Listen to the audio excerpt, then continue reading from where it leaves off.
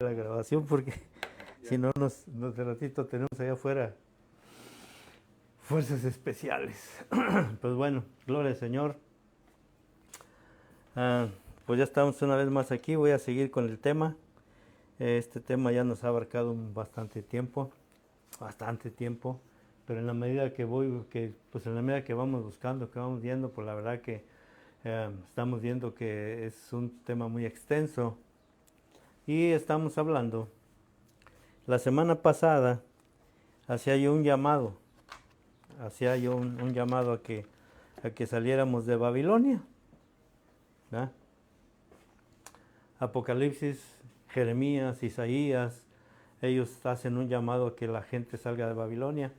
Y en esta semana pues empecé a buscar acerca de la historia de lo que representa Babilonia, ¿verdad? Porque realmente pues todo eso son figuras, todo es espiritual. Cuando el apóstol Juan en el libro de Apocalipsis habla de Babilonia, no es una figura de retórica, ni es una figura nomás porque se le ocurrió, sino porque tiene una cantidad de historia en lo que el pueblo judío pues sabía, ¿no? De dónde venían, sabían de la cautividad, sabían de todo eso.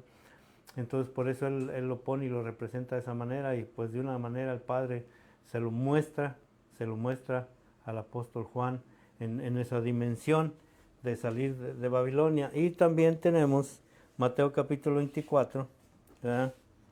En donde pues yo he estado hablando, ya tengo bastante tiempo hablando acerca de eso, pero yo creo que la advertencia que el Señor Jesucristo hace ahí, eso va a estar vigente hasta el final de los tiempos. Eso no creo que caduque. No creo que esa advertencia vaya a caducar. Cuando los apóstoles le preguntan, le dicen, Señor, ¿qué pasará al final de los tiempos? Y la advertencia que el mismo Señor Jesucristo hace ahí es que mirad que nadie los engañe. Tengan cuidado en eso. Y yo creo que eso ha sido a través de los siglos y los siglos y los siglos, y sigue vigente la advertencia. Eso no creo que vaya a cambiar, al menos hasta el día que nosotros abramos los ojos y podamos ver en la plenitud del Padre todos los planes que Él tiene. Porque, por ejemplo, en esta semana, es una semana que me la dediqué mucho a escuchar y a ver acerca de Babilonia, a investigar, a leer, a ver, por ejemplo, el origen de Babilonia, y pues se remonta al libro de los Reyes. O sea, tiene un origen muy de mucho pasado. Y una de las cosas que nos dimos cuenta y que me di cuenta es que Babilonia, el Padre le da permiso a Babilonia que se levante. Si ustedes leen el libro de Daniel, ¿verdad?, cómo el Padre levanta a Babilonia para traer juicio a la nación que él había escogido. Así de sencillo, ¿verdad? Bájale un poquito al aire, ¿no? No, porque esté más frío, porque parece que se está calentando aquí. Sí, poquito. Perdón por la interrupción, pero sí, es curioso porque aquí no alcanza muy bien el aire frío. Pero bueno, perdón por la interrupción. Sí, y cuando empecé yo a ver todo eso, pues el llamado está ahí, a salir de Babilonia, ¿verdad? En el capítulo 17, 18, el capítulo 18, el apóstol hace un llamado a que la gente salga de Babilonia. Y también nos dimos cuenta la semana pasada, ¿verdad?, de que cuando cae Babilonia, o sea, cuando cae, y nosotros sabemos que Babilonia representa confusión, representa dioses ajenos, representa idolatría, representa el hecho de que cuando vemos a Nabucodonosor como el rey de Babilonia, que se siente en el lugar de Dios y se cree Dios, hasta que no lo mandan a que viva como las bestias para que pueda reconocer que el que manda y ordena y pone y quita reyes, lo que están haciendo es precisamente Él, el Padre, que Él es el que tiene el control de todo, ¿verdad? Pero cuando estuve viendo todo esto, hay una frase ahí que tenía desde hace tiempo que yo la había escuchado, y aunque no le había puesto mucha atención, pero estaba ahí estaba puesta ahí. Y resulta que hace un tiempo, nosotros conocemos al Albert Einstein, ¿verdad? Casi la mayoría creo que conoce quién es Albert Einstein, el científico famoso judío, el que es el creador de la teoría de la relatividad. Se van a decir, ¿qué tiene que ver esto con eso? Bueno, Pues lo que pasa es que hacía tiempo yo lo había escuchado y al ver, por ejemplo, lo que estábamos hablando la semana pasada, de que Babilonia, en el caso de Babilonia, ella engendra hijas, Babilonia, capítulo 17. Ahí cuando al apóstol se le muestra, dice que Babilonia la grande, la madre, es la matriz, es la que produce hijas. ¿Eh? Y estábamos viendo la semana pasada que a partir de la reforma de 1400 y algo de Martín Lutero, ahí la idea de Lutero era precisamente reformar a la iglesia romanista, que así la estoy llamando, a la iglesia de Roma, así como la estoy llamando.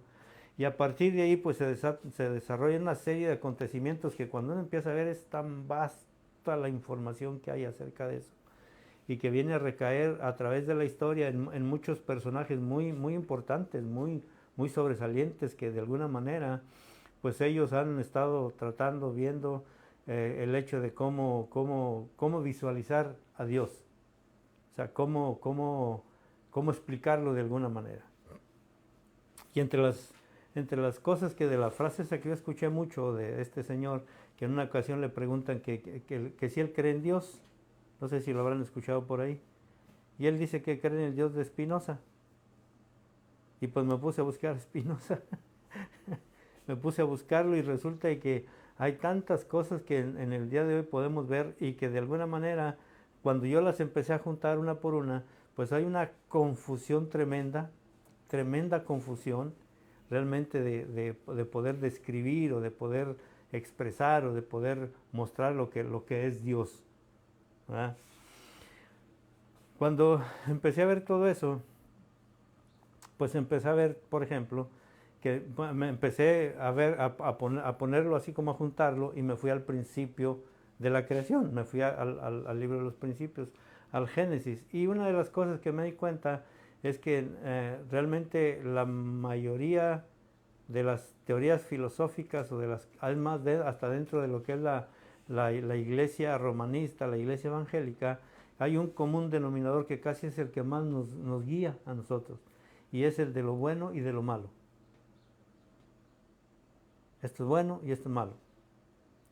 Y no está tan lejos la reforma, cuando llegó la reforma de Martín Lutero, porque empezó a ver este señor, empezó a ver que la iglesia romanista en ese tiempo, pues olvidémonos, una, realmente no tenían nada de espiritualidad, no tenían nada, era más que nada un gobierno político, era político, era de una forma, pues se puede decir que realmente eran más como tenía como prestado el nombre de cristianismo, pero en realidad no enseñaba absolutamente nada de cristianismo. Y la razón por la cual Martín Lutero empezó la reforma es porque él quería que la iglesia se reformara, pero pues ya cuando empieza uno a ver todo eso, pues realmente no se reformó, ¿verdad que no? Y aparentemente, aparte de que no se reformó, parece ser que cayó en las mismas prácticas que la iglesia romanista. Y cuando yo empecé a ver, por ejemplo, cómo se forman yo le puse así, las hijas de esta mujer babilónica, pues me di cuenta que el patrón es tan parecido al patrón. Por ejemplo, si empezamos de Lutero, pero aún antes de Lutero hay otros reformadores o hay otros que intentaron reformarla, que no lo voy a decir porque quiero hacer una cosa. La idea mía es poner a pensar, poner a buscar, poner a que no nomás lo que nos digan no lo creamos y nos quedemos con eso. Porque yo creo que ese ha sido el problema de la mayoría de los movimientos. Creo que ese ha sido el problema, porque por ejemplo, cuando yo empecé a ver eso, cómo se empieza a formar, Lutero tiene una visión, una revelación, que está en un bosque, que está casi al borde de la muerte, y él hace la promesa de que se va a dedicar a las cosas del Señor. Por ahí empieza más o menos. Y si ustedes empiezan a ver, la mayoría de todos ellos, por ejemplo, Calvino, muchos de los reformadores de su tiempo, más o menos vienen y traen el mismo patrón, es la misma cosa. alguien por ahí que recibe una revelación. Y cuando yo empecé a ver cómo se vienen después organizando lo que es los movimientos evangélicos, que empiezan con los anabaptistas, empiezan con los precisamente los luteranos, empiezan los ¿cómo se llaman? Los anglicanos, que es otra de las ramas que, no sé, me gustó muchísimo empezar a leer acerca de todo eso, acerca de Eduardo VIII, me parece, que es el rey de Inglaterra en ese tiempo, el que hace la iglesia anglicana. Y cuando yo empecé a ver esto dije, pues, ¿qué estoy haciendo?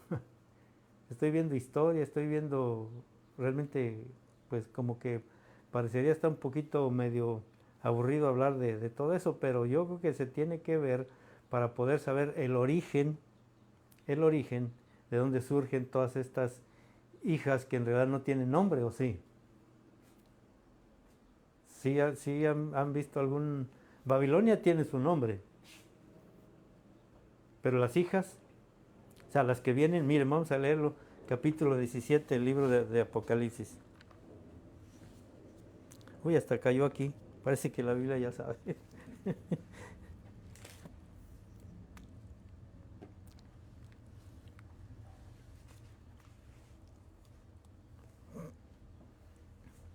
Capítulo 17, verso 5. En el verso 3 y 4 hay algunas descripciones que las vimos la semana pasada. Por ejemplo, en el verso 3 dice que él fue llevado por el Espíritu al desierto, en el Espíritu al desierto. Y ahí es donde precisamente ve a esta mujer, a esta entidad sentada. En el verso 15 parece que ahí nos describen que está sentada, ¿verdad? Dice que está sentada en la ramera esta mujer sobre pueblos, naciones, muchedumbres y lenguas, ¿verdad? Pero él empieza, y él la describe de esta manera, dice en el verso 5, y en su frente un nombre escrito, un misterio, Babilonia la Grande, la madre de las rameras y de las abominaciones de la tierra.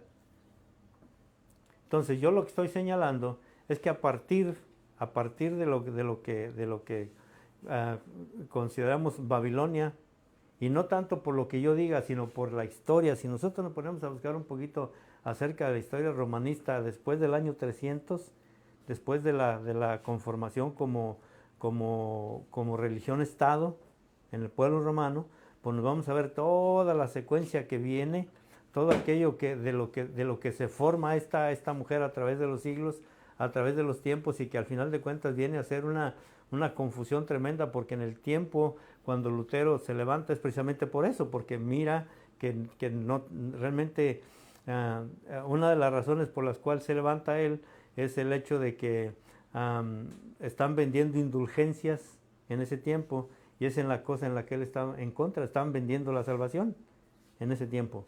Y de ahí, a partir de ahí, entonces vienen, yo estoy señalando que a partir de ahí pues se desarrollan las otras denominaciones, algunas muy grandes, y cuando uno empieza a ver eso, por ejemplo, una de las cosas que me llama mucho la atención también es que cuando empieza la persecución, sobre todo en Inglaterra, que empieza la persecución de lo que era el movimiento luterano, evangélico luterano, como nosotros lo llamamos, la mayoría de ellos se trasladan a Norteamérica, aquí donde estamos nosotros, se vienen para acá. Y cuando yo empecé a ver la evolución de todas las denominaciones que nosotros tenemos, por ejemplo, los metodistas, los metodistas, los bautistas, ¿cuáles otros? Ayúdenme, pues tanta denominación que hay, ¿verdad? Que hay bastantes. Y yo me di cuenta que el origen es más o menos el mismo. Los testigos de Jehová, los mormones, todos ellos, la mayoría de ellos empiezan con un líder que tiene una revelación. Y yo creo que los más desquiciados en este caso son los mormones, ¿no? Porque si ustedes leen un poquito, yo no leí mucho, estuve buscando las cosas más básicas, cómo se desarrollan, en qué momento ellos empiezan a formarse como grupos, en qué momento llegan a dejar de ser sectas, que se les llama sectas, y llegan a ser organizaciones públicas, algunas de ellas muy, muy relevantes. Cuando, por ejemplo, estaba viendo que la iglesia bautista, Sí, parece que la Iglesia Bautista tiene cerca de hay datos, hay cerca de 600 millones de adeptos al movimiento bautista en todo el mundo. Y si nosotros nos damos cuenta, pues realmente no está muy lejos de la práctica de lo que era la iglesia romanista. Es casi nomás una tendencia. La diferencia está, por ejemplo, en que la iglesia romanista pues sigue haciendo todas sus tradiciones, costumbres de santos, de vírgenes, de todo tipo de cosas. Y la iglesia se puede decir que la iglesia protestante, la voy a llamar así, por el hecho de que se le empieza a llamar de esa manera, desde el momento en que Lutero empieza a separarse de todo eso, la iglesia protestante pues tiene a la Biblia como su máxima autoridad. O sea, la palabra de Dios es la autoridad en realidad. Pero bueno, cuando yo empecé a ver todo eso, yo dije, bueno, Señor, entonces, ¿de qué manera nosotros podríamos ir, no en contra, porque no, la idea no es ir en contra de eso. La idea es hacer un llamado a que la gente salga, a que salgamos más bien, a no que salga, sino que salgamos de toda la confusión que representa Babilonia. Y la manera de salir de esa confusión, como decíamos la semana pasada, pues es que hay un camino para poder salir de esa confusión. Y el camino, pues lo tenemos bien claro nosotros, ¿verdad que sí?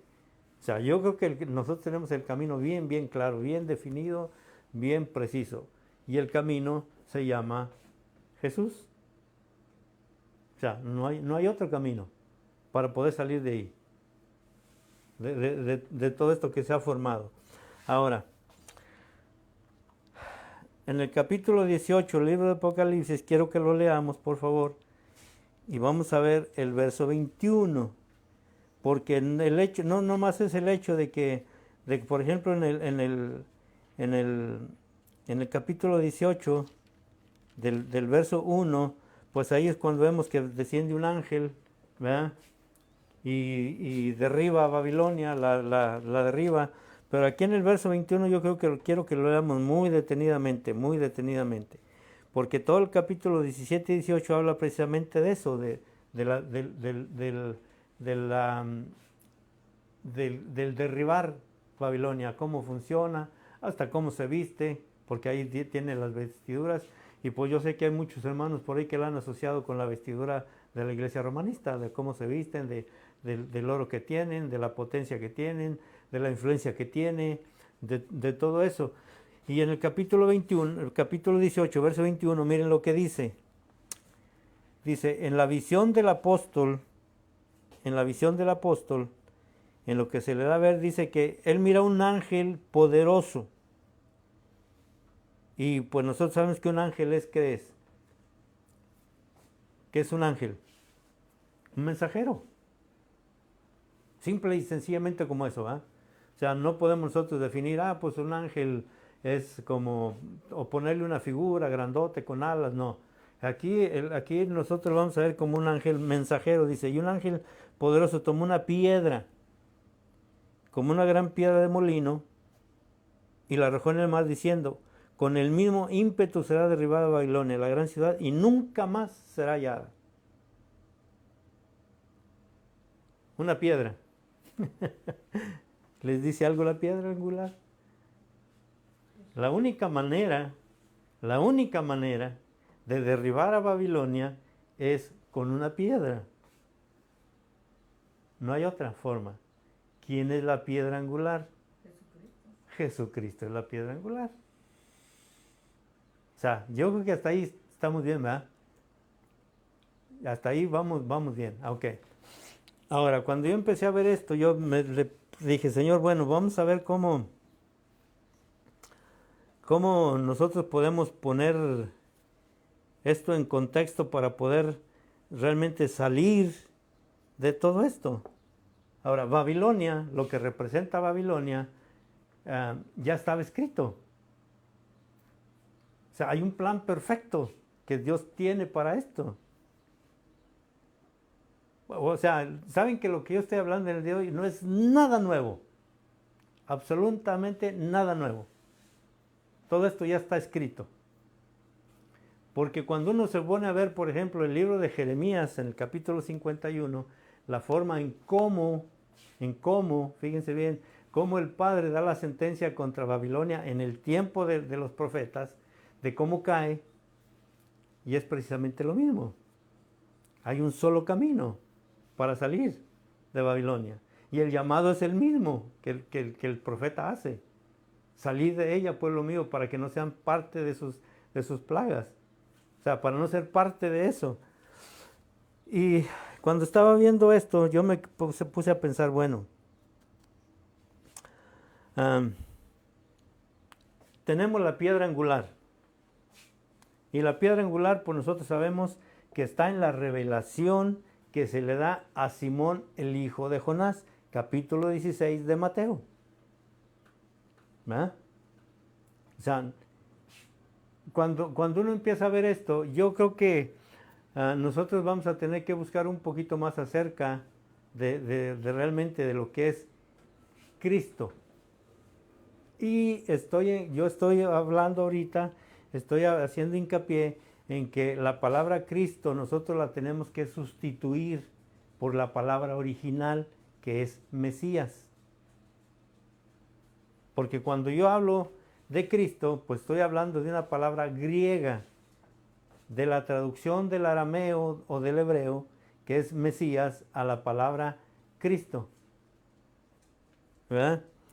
Bueno, antes de ir ahí, quiero que leamos, por favor. Bueno, quedamos en que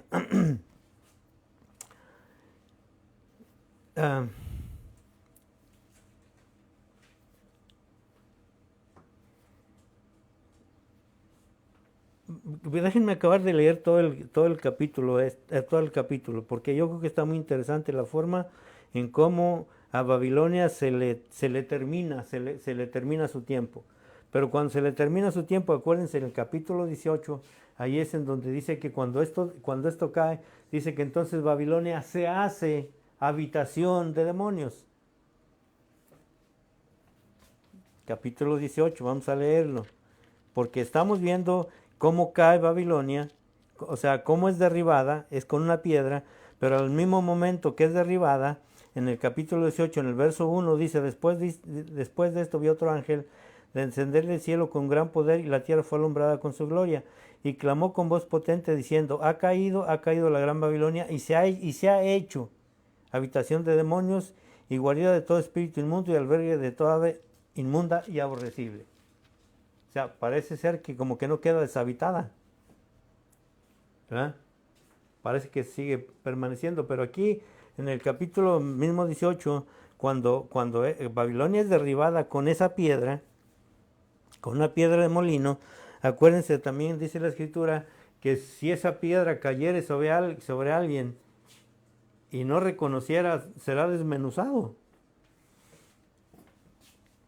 Dice ahí en el 22, dice, y voz de arpistas, de músicos, de flautistas y de trompeteros no se oirá más en ti, y ningún artífice de oficio alguno se oirá más en ti, ni ruido de molino se oirá más en ti. Y pues da la referencia de Ezequiel 26:13. Si lo quieren apuntar o dejarlo ahí, lo vamos a dejar. Y luego dice, luz de lámpara no alumbrará más en ti, ni voz de esposo y de esposa se oirá más en ti, porque tus mercaderes eran los grandes de la tierra. Que eso es lo que yo estaba señalando la semana pasada. Porque si Babilonia está sentada, como dice en el capítulo 17, en el verso 15, está sentada sobre pueblos, muchedumbres y lenguas, pues estamos hablando de potencias, estamos hablando de gobiernos, estamos hablando de intereses, estamos hablando de negocios, estamos hablando en donde esta mujer se sienta y que nosotros la podemos ver.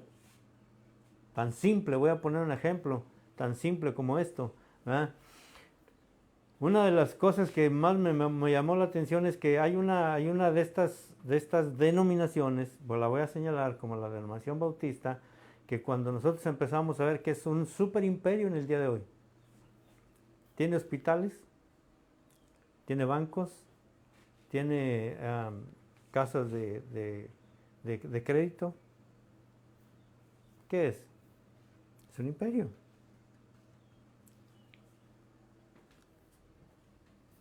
Y eso pues yo no estoy diciendo nada que no esté, hasta se puede buscar hasta en las redes sociales. Póngale en Google ahí, póngale la Iglesia Bautista, el origen, póngale cómo se originó, cómo se ha ido desarrollando, hasta qué poder tiene ahorita en este tiempo, hasta para mover a veces hasta gobiernos. Dice en el verso 23, dice, ya lo leí, ¿verdad? No. ¿El 23?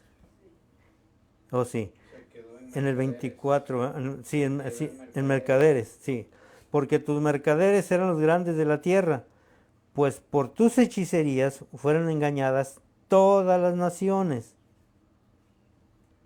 Dice, y en ella se halló, miren, este versículo, la verdad que, híjole, Dios mío, cuando yo lo empecé a leer, dice, y en ella se halló la sangre de los profetas y de los santos y de todos los que han sido muertos en la tierra.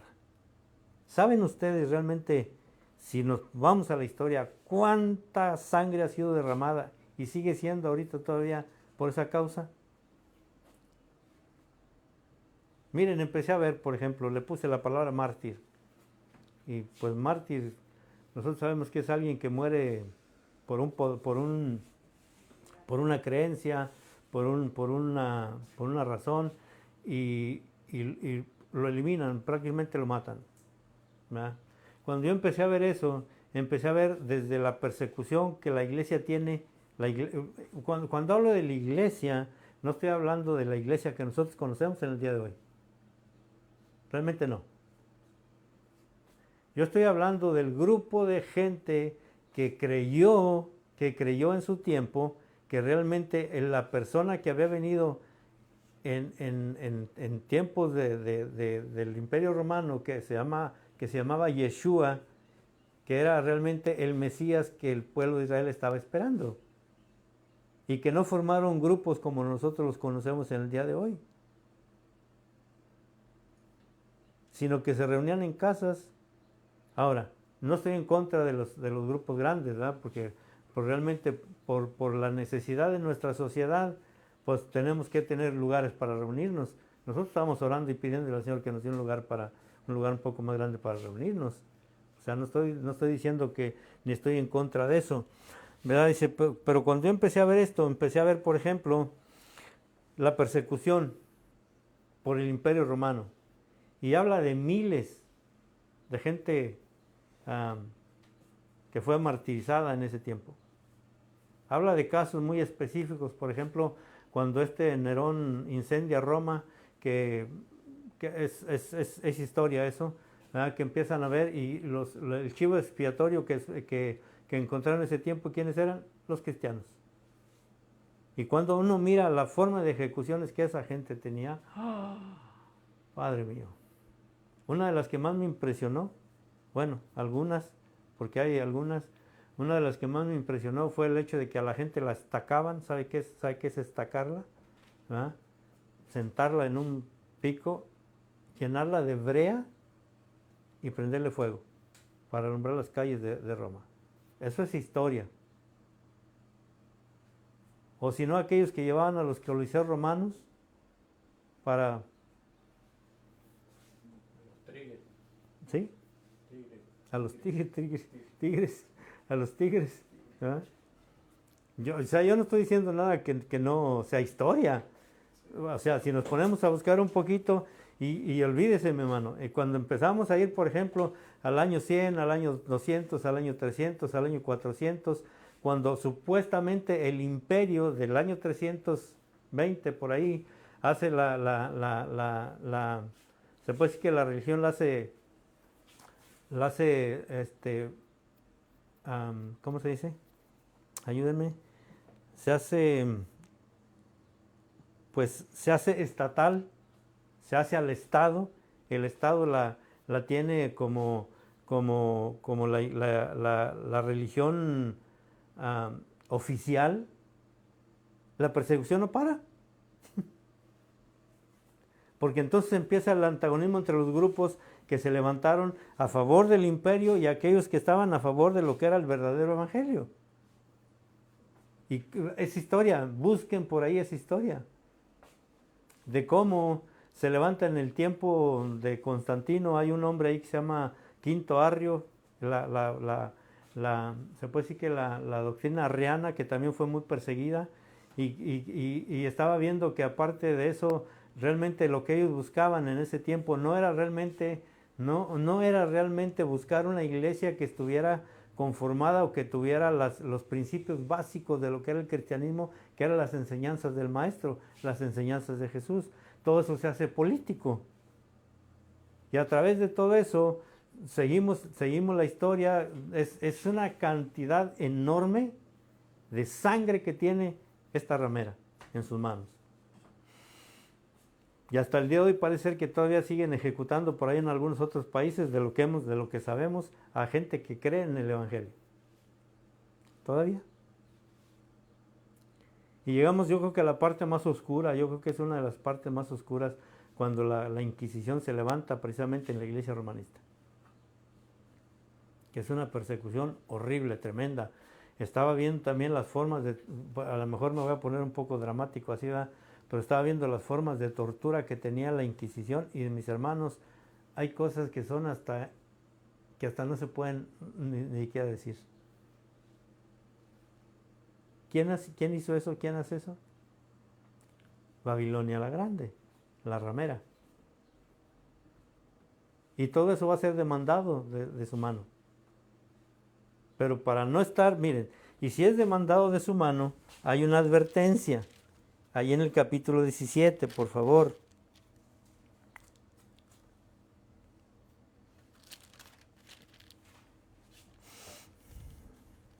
Perdón, capítulo 18. Verso 2, que ya lo leímos, lo voy a volver a leer. Dice, y clamó con voz potente diciendo, capítulo 18, verso 2, ha caído la gran Babilonia y se ha hecho habitación de demonios y guarida de todo espíritu inmundo y albergue de toda ave inmunda y aborrecible. Dice, porque todas las naciones, verso 3, todas las naciones han bebido del vino del furor de su fornicación, y los reyes de la tierra han fornicado con ella, y los mercaderes de la tierra se han enriquecido de la potencia de sus deleites. Verso 4, este es lo que yo estoy haciendo en el día de hoy. Dice, y otra voz del cielo que decía, salid de ella, pueblo mío, para que no seáis partícipe de sus pecados, ni recibáis parte de sus plagas. Ahora, cuando yo hago este llamado, fíjense bien, yo no estoy diciéndole a la gente, o sea, yo no estoy diciendo tampoco que se salga, por ejemplo, de la iglesia romanista. No. Tampoco le estoy diciendo que salga de la iglesia bautista. Tampoco. O sea, yo no estoy haciendo un llamado a una rebelión de decir a las que salgan de todos esos lugares. No.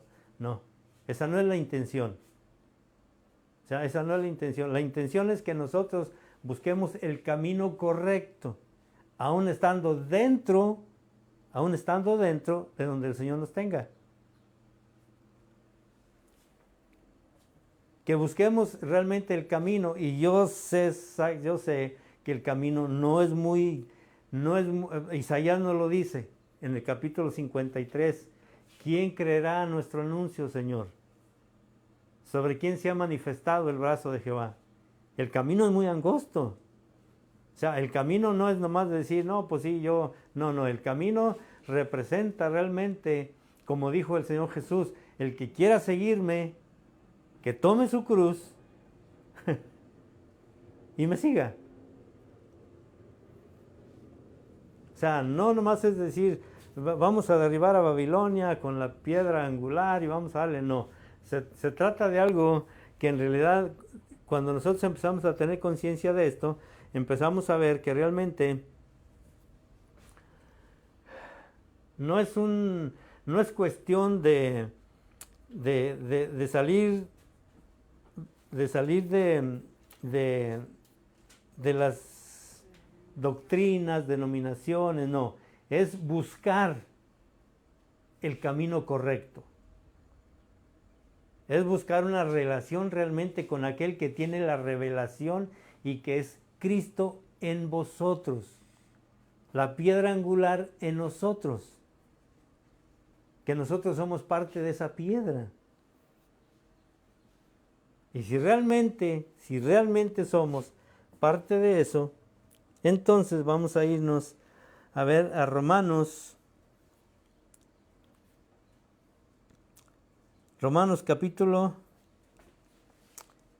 déjeme ver, bueno, hay otra cosa, antes de ir a Romanos quiero decir esto, bueno, cuando yo empecé a ver, por ejemplo, esta parte de lo que es el pueblo de Israel, pues me fui a ver a Jeremías, me fui a ver a Ezequías, que es el tiempo en el cual se hace la ruptura completa y el pueblo es llevado en cautiverio a Babilonia, ¿verdad? Las causas, por qué realmente fue llevado, porque se olvidaron de Jehová su Dios, porque se les dio una tierra preciosísima, se les dieron muchas cosas y el pueblo se olvidó de las promesas. Se fue en pos de otros dioses. Y si nosotros nos damos cuenta, por ejemplo, cuando empecé yo a ver las denominaciones, los movimientos empiezan a veces con una reverencia, empiezan con una búsqueda bien genuina, pero ya cuando se empieza a involucrar algunos otros elementos, por ejemplo, poder, dinero, se pierde la esencia de lo que es realmente buscar el camino. Yo lo que estoy haciendo el llamado es a que realmente nos centremos en buscar, en tener una verdadera relación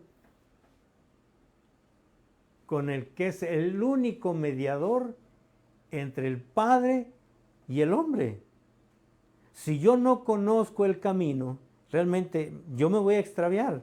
Si yo no conozco realmente el camino, y en este caso el mismo Jesús nos lo dijo, yo soy el camino, ¿hacia dónde? O sea, ¿hacia dónde nos dirige ese camino? Bueno, una de las cosas que yo le decía a Hortensia hoy en la mañana precisamente, ¿cuál es la idea de poner los videos en YouTube? Realmente, ¿cuál es la idea? Yo la noche cuando estaba estudiando, me hacía yo esa pregunta, ¿cuál es la idea? Realmente. Bueno, le decía yo en tiempo anterior, en un tiempo atrás, yo decía, no, pues para que me conozcan y que me llamen ahí, hermano, véngase a predicar aquí, véngase a predicar allá, ¿verdad? Y ser famoso, bueno, famoso, ¿verdad? No sé por qué me gusta la palabra distorsionarla, decir, soy famoso, ¿verdad? Y yo le decía a ella, ahora el objetivo es que tiene que ser el mismo objetivo que Jesús tenía, que está en Juan capítulo 17, versos 1, 2, 3 y 4 me parece. Es que te conozcan a ti, al Padre. Jesús dijo, yo vengo, Señor, a que te conozcan a ti, al único, y esa palabra me gusta mucho porque cuando es único, no hay nadie más. O sea, no hay un Dios, ni dos dioses, ni tres dioses, como nos lo han planteado muchas veces en la Trinidad. Dios es único. O sea, Dios no es uno, Dios es único.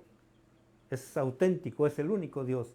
Y Jesús dijo, yo quiero que ellos te conozcan a ti, el único Dios verdadero, y a Jesucristo, a quien tú has enviado. Entonces, la idea de nosotros es precisamente eso, que le conozcan a Él a través de lo que el Padre nos ha estado enseñando para poder entonces tener una relación realmente genuina, una relación genuina. Ahora, esto que les digo, pues no es nuevo. Miren, ¿qué les dije? Vamos a Romanos, vamos al capítulo 9 y vamos a leer ahí que esto no es nuevo. O sea, lo que estamos hablando nosotros no tiene nada de nuevo, simple y sencillamente, pues lo estamos repitiendo porque pues realmente eso es lo que se nos ha puesto a hacer. Y vamos a leer esta parte de un hombre que pudo ver esto como Juan lo vio, pero desde su perspectiva, desde el momento en que él empezó a ver que pareciera ser como que en el día de hoy tenemos una división bien grande entre lo que es la iglesia evangélica y la iglesia romanista. Y dice en el verso 1, capítulo 9, hablando este hombre, Saulo de Tarso, en su tiempo, en su entorno, como él lo miraba, como él lo vivía, y creo que nos encaja muy bien con nosotros. Dice, ¿verdad digo en Cristo o en el Mesías? No miento y mi conciencia me da testimonio en el Espíritu Santo que tengo gran tristeza y continuo dolor en mi corazón, porque desearía yo mismo ser anatema separado del Mesías por amor a mis hermanos, los que son mis parientes según la carne, que son israelitas, de los cuales son la adopción, la gloria, el pacto, la promulgación de la ley y el culto y las promesas. De quienes son los patriarcas y de los cuales según la carne, voy a hacer un paréntesis ahí, que yo lo he mencionado en algunas ocasiones, según la carne, ¿viene de quién? De la descendencia de David, ¿verdad? Dice, vino Cristo, vino el Mesías, el cual es Dios sobre todas las cosas, bendito por los siglos, amén. Y luego dice, no que la palabra de Dios haya fallado, porque no todos los que descienden de Israel son israelitas, ni por ser descendientes de Abraham son todos hijos. Dice, sino en Isaac te será llamada descendencia. Esto es, no los que son hijos según la carne son los hijos de Dios, sino que los que son hijos según la promesa son contados como descendientes. Y saben una cosa, cuando uno empieza a ver esto, nos estamos dando cuenta de que la separación que nosotros hemos hecho entre lo que es la iglesia primitiva y la iglesia evangélica, pues con esto se rompe. Aquí se rompe. Porque la promesa no es aquel que dice que es, en el caso, lo estamos leyendo aquí, que no es por nacimiento, no es porque precisamente tenga la ascendencia, aunque después el apóstol Pablo lo explica, después él lo explica en el capítulo 11, y lo explica muy bien, capítulo 11, verso 1, dice, digo pues, ¿ha desechado Dios a su pueblo? O sea, ¿ha desechado Dios a su pueblo Israel, en el cual están todas las promesas? Pero cuando nosotros hablamos de Israel, hablamos del Israel espiritual. Hablamos del Israel que acepta, que tiene todavía, que acepta la promesa del Mesías que ya vino. Dice, digo pues, ¿ha desechado Dios a su pueblo? En ninguna manera, porque también yo soy israelita de la descendencia de Abraham, de la tribu de Benjamín. Y luego dice, ¿no ha desechado Dios a su pueblo, el cual desde antes conoció? ¿O no sabéis que dice de Elías la Escritura? Que cómo invoca a Dios contra Israel diciendo, Señor, a tus profetas han dado muerte y a tus altares han derribado, y solo yo he quedado y procuran matarme. ¿Pero qué dice la divina respuesta? Me he reservado 7,000 hombres que no han doblado la rodilla delante de Baal. Así también, aún en este tiempo, ha quedado un remanente escogido por gracia. Y ahí explica lo que es la gracia. ¿Qué quiere decir? Que el Señor está haciendo un llamado, y creo que está haciendo un llamado, a un grupo específico. Y no creo que Dios sea racista o que Dios sea, ¿cómo se puede decir? Que Dios sea como las palabras ahorita que estamos escuchando muy de moda, que sea que haga división entre el que es bueno, el que es malo, el que es pobre y el que es rico. No. Yo creo que lo que el Señor está haciendo es un llamado a que nosotros volvamos al camino correcto. Y no es un camino de doctrinas, es un camino de búsqueda. El día de ayer escuché lo que estaba yo buscando y leyendo, escuché una predicación, una exhortación de este hermano que se llama Dante Gebel. Me gustó muchísimo su predicación, muchísimo, muchísimo. Y la razón es porque él expone búsquenlo por ahí, pero más o menos se lo voy a decir. Él expone la forma en cómo nosotros miramos al apóstol Tomás, al que duda. Él expone esta parte de ahí. Y me gusta mucho porque creo, yo estaba entre ellos, que yo casi siempre envía a Tomás así hasta como un poquito medio, pues como que me caía mal, ¿no? Porque pues cómo se pone a dudar, ¿verdad? Y nosotros tenemos la imagen de aquel personaje que duda. Y él lo pone de esta manera, bueno, el que duda y aquel que se pone a preguntar, que cuando le dicen, oye, vimos al Señor, y él dice, hasta que no meta yo mi dedo en sus heridas y meta mi mano en su costado, entonces voy a creer. Si lo han leído, ¿verdad? ¿Cómo lo vemos? Yo al menos la percepción que yo tenía es como que, no hombre, este cuate, pues, ¿qué más quería? ¿Verdad? Si había caminado con él. Pero como lo expone este hermano, me gusta mucho porque el hombre que pregunta, que no se queda nada más con el hecho de que lo que escuchó, porque él expone más adelante cómo el mismo Jesús les dice a los otros 11, al otro grupo, dice, vengan, palpad y ved, y toquen que yo soy. Y él pone la diferencia entre el que pregunta y el que se queda con la duda. Dice, ¿por qué les dice eso a Jesús? Porque dudaban. Mas sin embargo, el que preguntó, el que tocó, porque para la expresión que Tomás tuvo después de haber pasado eso, no sé, hasta a mí me hizo mucho impacto en la forma como el pastor, el hermano lo pone. Aparte de sus críticos que tiene, eso a mí no me interesa. ¿Eh? Pero como él lo pone es que la expresión de que cuando Tomás toca, y la expresión es que se arrodilla y se rinde delante de, ¿qué es lo que le dice? Señor mío y Dios mío. No sé, me llamó mucho eso la atención. Ahora, ¿por qué estoy diciendo esto? Porque yo estoy diciendo que nosotros salgamos de Babilonia, y estoy exhortando, estoy poniéndole a la gente a que no se quede nomás con lo que nosotros hablamos. Que busquemos. Porque hay otra parte aquí que me gusta mucho, capítulo 13 del libro de Mateo, por favor, leámoslo. En una de las explicaciones que Jesús le hace a los apóstoles,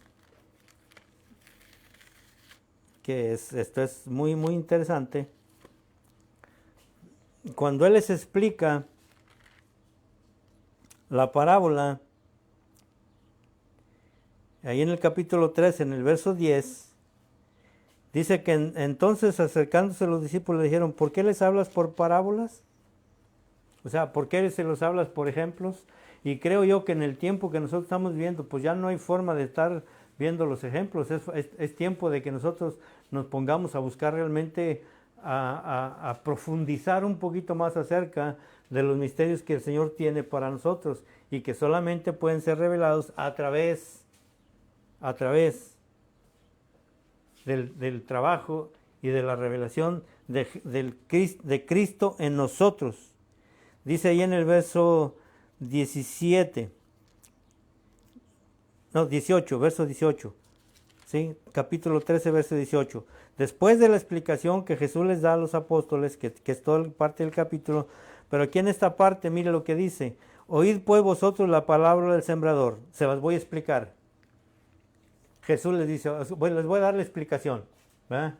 Óiganla bien, pongan atención. Pero mire lo que dice Jesús. Dice, cuando alguno oye la palabra del reino y no la entiende, ¿qué pasa? No la roban. ¿Y quién no la roba? ¿A quién está representando ahí con la palabra malo? Y no la entiende. O sea, no la entiende. Por eso me gustó mucho la ilustración de este hermano, porque pregunte. Y no me pregunte a mí, por favor. Bueno, si podemos hablar y podemos contestar alguna, pues la contestamos. Pero pregúntele al autor y consumador de todas estas cosas, que se llama Jesús. ¿Verdad? Porque todas las respuestas están en Él. Pero si yo no tengo una comunión, si yo no tengo una comunicación, si nada más me centro a ir el domingo o el sábado a la iglesia, y lo que el pastor dijo, bueno, pues está bien lo que dijo, ¿verdad? Le vamos a dar la razón, quizás a lo mejor pues nomás pues me perdonan lo que digo, ¿no? Porque como quiera, pues yo sé que quizás a lo mejor algunas veces pudiéramos, le decía yo a ella, y parece que yo no tengo un mensaje muy popular, ¿verdad? Como que a veces no es así como que, no caemos bien. Como dice, hay un dicho mexicano que dice que si fuéramos moneditas de oro le caeríamos bien a todos. Pero parece que no, ¿verdad? Pero bueno, dice en el verso 19, cuando alguno oye la palabra del reino, o sea, no es tampoco también cualquier palabra. O sea, no es tampoco escuchar cualquier cosa. Tiene que ser la palabra del reino. ¿Y cómo identificar la palabra del reino? O sea, ¿cómo saber nosotros realmente cuál es la palabra del reino? Mateo capítulo 17, verso 14, me gusta mucho. Porque dice, ahí mismo también el mismo Jesús dice, porque será predicada el evangelio del reino a todas las naciones. Pero nosotros tenemos que predicar el evangelio del reino para que entonces, como dice el verso 14, para que entonces venga el fin y pueda ser derribada Babilonia, podamos salir de confusión, podamos conocer el verdadero camino, podamos tener una verdadera relación con el Dios verdadero. O sea, que realmente nosotros podamos decir, porque en la mañana estábamos hablando y la verdad que, bueno, pues a veces creo que entramos en unos conflictos medios curiosos, ¿verdad? Porque yo le decía a ella, no basta nomás con decir una palabra. O sea, nosotros podemos venir aquí y predicar y decir una palabra. No, yo creo que eso no es suficiente. Vamos a tener que esa palabra esté avalada o esté realmente respaldada por una forma de vivir. Y ahí es donde nos metemos en problemas. ¿Verdad? Ahí es donde realmente nosotros, pues se puede decir que como que patinamos un poquito, dice el verso 19, voy a terminar, dice, cuando alguno oye la palabra del reino y no la entiende, viene el malo y arrebata lo que fue sembrado en su corazón. Y vaya que está un poquito complicado esto, ¿eh? Porque es verdad, yo a veces me preguntaba, yo decía, Señor, ¿por qué a veces predicamos? ¿Por qué a veces hablamos? Y no hablo de los demás, estoy hablando a veces de nosotros mismos. ¿Por qué a veces tenemos eso y de repente pareciera ser que lo que se nos dijo se nos olvidó? ¿O no lo recordamos? Y no hay forma de poderlo vivir. Entonces, cuando realmente lo recibimos en el corazón, o sea, aquí no está hablando que lo recibimos en el intelecto, o sea, en la forma intelectual, sino realmente es una palabra que entra profunda, entra en el corazón y aún así es robada. Dice, este es el que fue sembrado junto al camino. ¿Y cuál es el que fue sembrado junto al camino?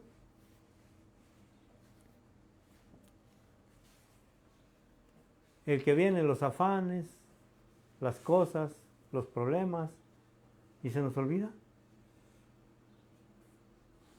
Se nos olvida. Realmente. Por eso, al hacer esto, yo intento con todo mi corazón de poder explicar realmente el por qué estoy hablando. Cuando hablo un poquito de historia acerca de lo que es por ejemplo, la reforma, y yo estoy ahorita buscando, pidiéndole al Señor que me dé datos más concisos. Por ejemplo, he estado escuchando a este filósofo Baruch Spinoza, un filósofo neerlandés por allá de origen judío, que cuando uno empieza a ver la historia, Dios mío, se queda uno pasmado de cuántas cosas han pasado en la historia y que nosotros ni siquiera nos hemos dado cuenta de eso. Y creo yo que es porque nos hemos centrado nada más a veces en un grupo tan pequeño que no estamos viendo la magnitud de lo que realmente es el Evangelio a nivel global. ¿Qué estamos nosotros o qué se está hablando o qué se está predicando ahorita alrededor del mundo? ¿Cuál es la tendencia que se está haciendo ahorita? Dinero. Dinero. En lugar de explicar realmente en qué consiste el Evangelio, porque el Evangelio no nomás es prosperidad. El Evangelio también es la cruz. Y pocas veces hablamos de eso porque como que son cositas que a veces no queremos tocar, porque le decía a ella, cuando esta palabra lo confronta a uno, uy, qué doloroso.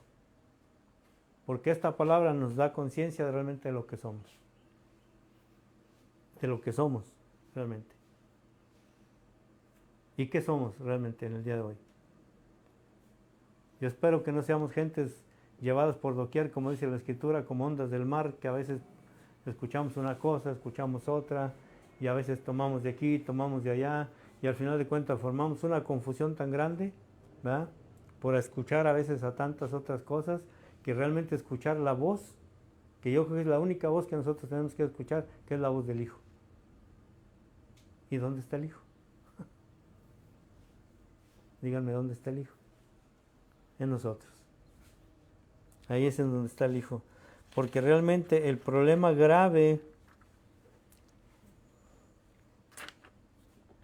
que nosotros tenemos en el día de hoy es precisamente ese. Y ese problema siempre ha estado ahí. La razón por la cual al Señor Jesús lo eliminan. ¿Cuál es la razón por la que lo eliminan? Porque Él se hace semejante al Padre. La Babilonia de su tiempo, mira y lo mira peligroso, porque sabía que le iba a quitar muchos beneficios y muchas cosas. Y lo que hace es eliminarlo. Y en el tiempo de nosotros es casi lo mismo. A veces es mejor eliminar a Jesús que perder intereses o que perder beneficios de lo que trae realmente todo lo que nosotros estamos metidos en esto. Así de que, pues lo que quiero decirles en el día de hoy es hacer la invitación una vez más, a salir de Babilonia. Y le estoy diciendo, lo vuelvo a repetir, no le estoy diciendo que se salgan del lugar en donde están o que hagan esto, no. A buscar el camino y a ver que la piedra que derriba a Babilonia es Cristo en nosotros, en vosotros, la esperanza de gloria. Esa es la única manera. Es una búsqueda y yo creo que vamos a tener que seguir buscando hasta el día que encontremos se puede decir que el camino sin espinas, porque parece que estaba medio angostito el camino, ¿verdad? Así de que, pues bueno, vamos a terminar, hacer un llamado precisamente a eso, porque vimos que cuando Babilonia es derribada se hace habitación de muchas cosas que no son muy agradables, ¿verdad? Así de que, pues bueno, vamos a orar. ¿Qué les parece? Vamos a pedirle al Padre que nos ayude a poder seguir explicando esto de una manera un poquito más explícita, con más información, que estoy buscando información, estoy buscando datos duros, datos fidedignos de pues la historia. La historia, lo único que estoy poniendo en esta ocasión es una inquietud para que podamos buscar ahí cómo se ha desarrollado todo esto, cómo estas hijas de la ramera se han ido desarrollando y hasta el día de hoy parece que se han fortalecido de tal manera que tienen el mundo oprimido. Y no estoy hablando nada más de lo que es el protestantismo, estoy hablando de todas las religiones.